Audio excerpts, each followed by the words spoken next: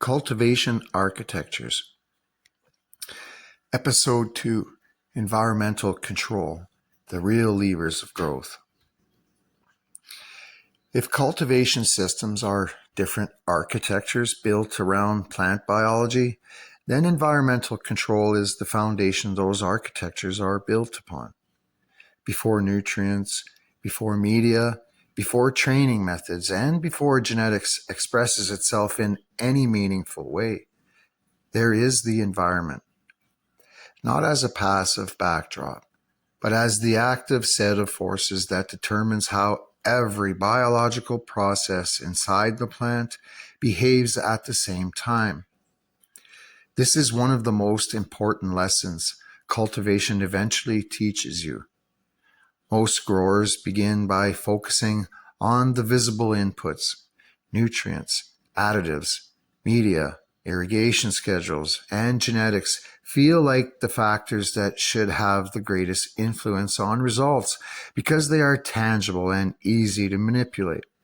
But over time, a pattern begins to emerge. Two growers can use the same cultivar, the same nutrient line, the same equipment, and even similar cultivation methods, yet achieve dramatically different outcomes. The difference is often not what was added to the system. It's how effectively the environment allowed the plant to use what was already available. The environment determines the operating conditions under which every biological process occurs. Photosynthesis, respiration, transpiration, nutrient transport, hormonal signaling, enzyme activity, root growth, and secondary metabolism all depend on environmental conditions remaining within functional ranges. When those conditions drift too far from what the plant can regulate internally, efficiency begins to decline. The plant does not stop functioning immediately.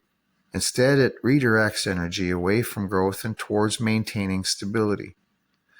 Light, temperature, humidity, carbon dioxide, airflow, and vapor pressure deficit are often discussed as separate variables, but the plant does not experience them separately. They combine it into a single metabolic reality. Increasing temperature changes water demand.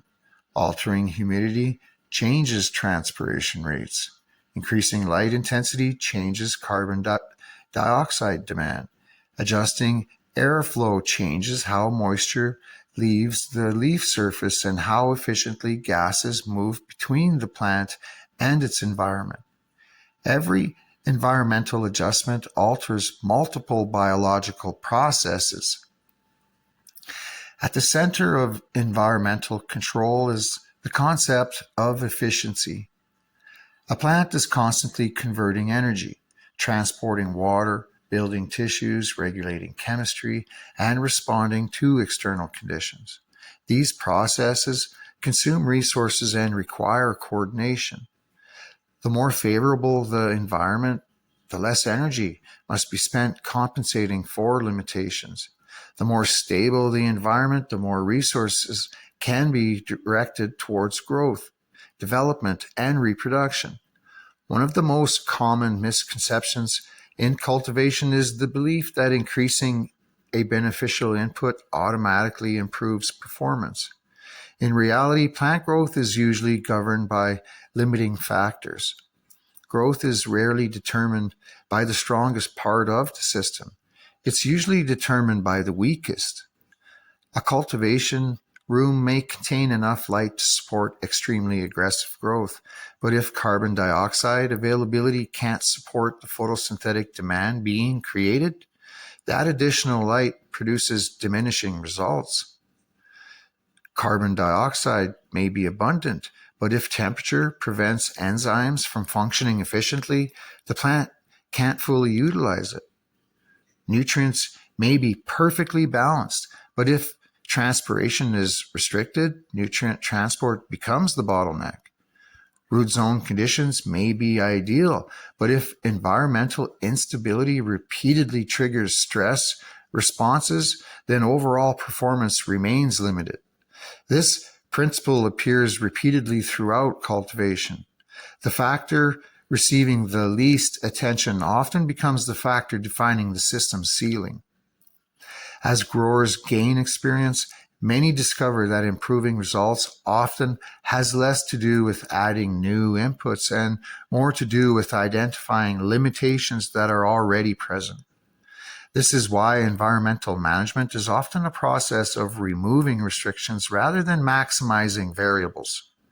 Many cultivators spend years searching for the perfect nutrients, the perfect additive, or the perfect cultivation method while overlooking the reality that environmental conditions determine how effectively every one of those tools can be used.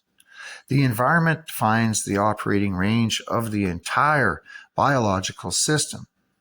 Light provides a useful example. Concepts such as PPFD and DLI have become common discussions in modern cultivation.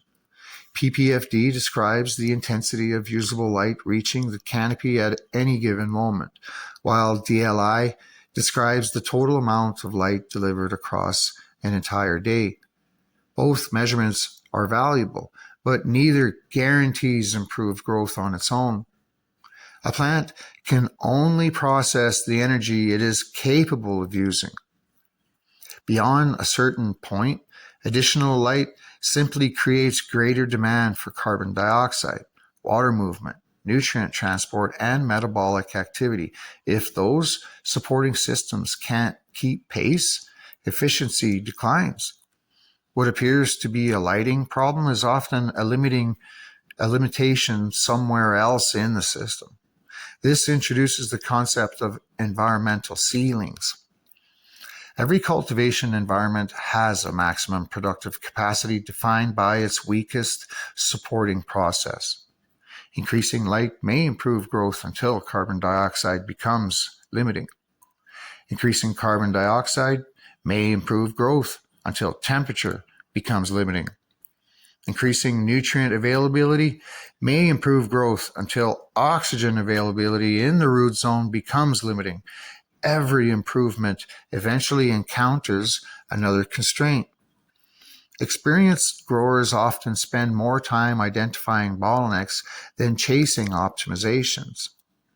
They understand that removing a single limiting factor can produce greater improvements than increasing several variables that are already functioning adequately. Vapor pressure deficit provides another example of how environmental relationships influence plant behavior. VPD is not a single environmental measurement, but a relationship between temperature and humidity that influences how strongly water is pulled through the plant. When this relationship becomes too weak, transpiration slows and nutrient transport becomes less efficient. When it becomes too strong, water loss can exceed the plant's ability to maintain balance, triggering protective responses that reduce performance. The plant is not reacting to humidity alone or temperature alone. It is responding to the combined effect those conditions create internally. This is true of nearly every environmental interaction. The plant experiences relationships, not isolated variables. Inside the plant, environmental information is translated into biological action. Stomata adjust their opening based on carbon dioxide availability and water status. Enzyme systems speed up or slow down depending on temperature. Hormonal signals alter allocation priorities depending on whether conditions favor expansion or conservation.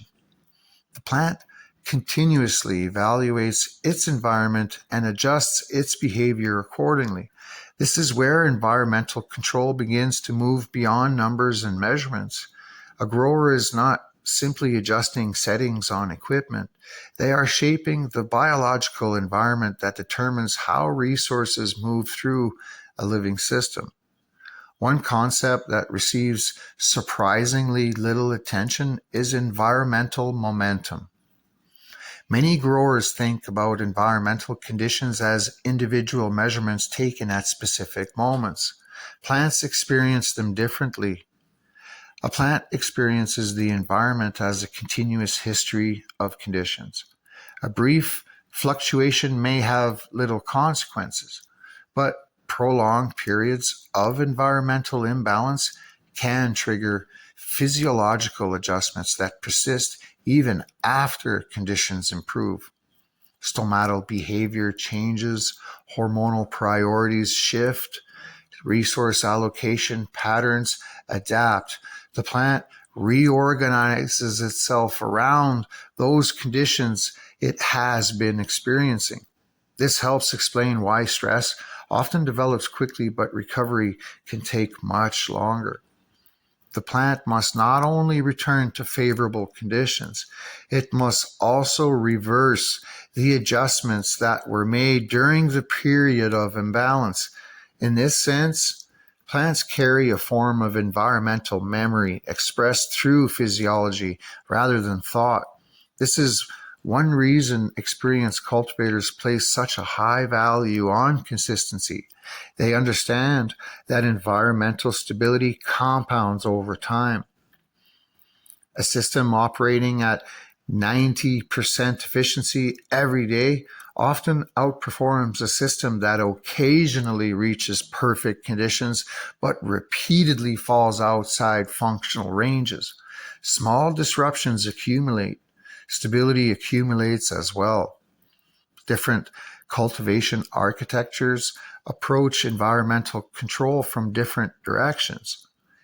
Indoor environments prioritize precision and repeatability by reducing variability wherever possible.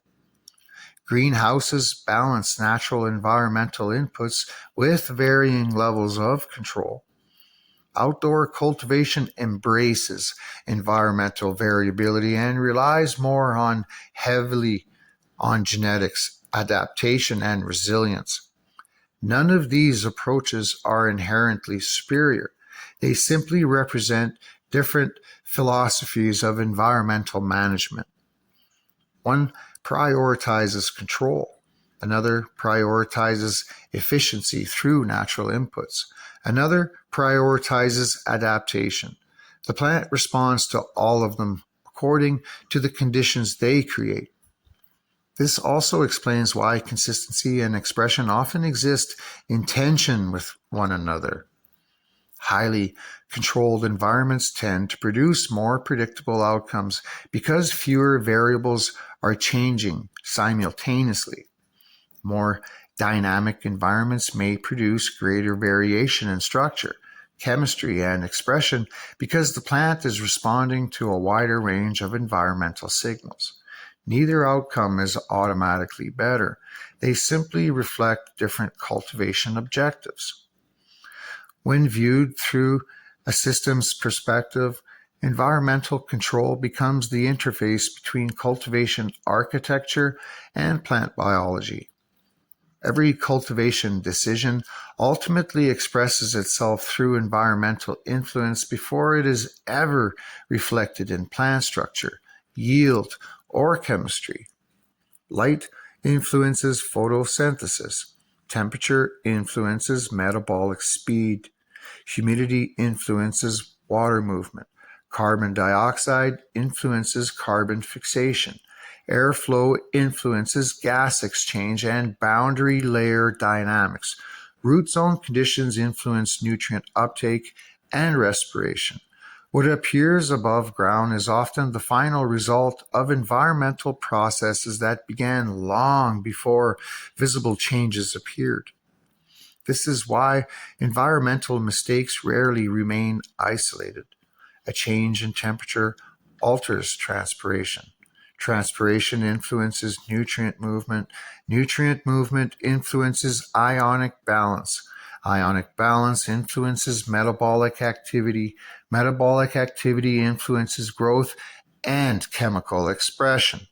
What appears to be a single adjustment often becomes a chain reaction moving through multiple biological systems. The most advanced cultivators eventually stop viewing environmental control as a collection of independent variables. They begin viewing it as a network of relationships that continuously shape plant behavior. At that point, cultivation becomes less about managing numbers and more about understanding interactions. And once that perspective is developed, environmental control stops being a checklist of targets to hit. It becomes the primary mechanism through which biological potential is either unlocked or constrained. Because regardless of the cultivation method, nutrient strategy, medium, or genetic selection, the environment ultimately determines how efficiently every other part of the system is allowed to function.